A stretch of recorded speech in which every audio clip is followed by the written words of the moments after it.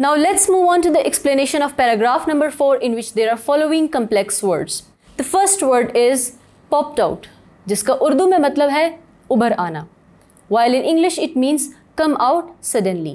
The second word is jerked, जिसका उर्दू में मतलब है झटका दिया, while in English it means to make a short sudden movement. The third word is kitchenette, जिसका उर्दू में मतलब है kitchen, while in English it means kitchen और gallery.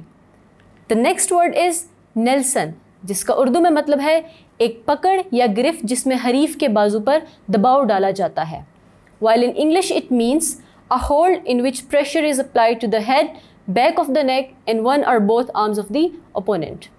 The last word is rear, जिसका उर्दू में मतलब है पीछे, while in English it means end or back. Now let's move on to the explanation. So basically paragraph number 4 में हमें उस बच्चे की स्टेट बताई जाती है जो काफ़ी उलझा हुआ होता है, परेशान होता है, उसके चेहरे से पसीना आ रहा होता है और वो बहुत डरा होता है, लेकिन उस औरत ने जिसका नाम मिसेस जॉन्स है उसने अभी भी उसको जकड़ के रखा होता है और वो उसको गली से घसीटते घसीटते अपने घर के अंदर लेके जाती है.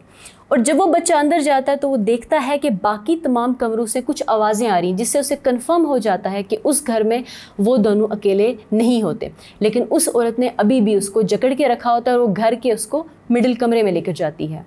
और यहाँ पे पैराग्राफ नंबर 4 ख़त्म हो जाता है. I hope you have understood this explanation. Thank you.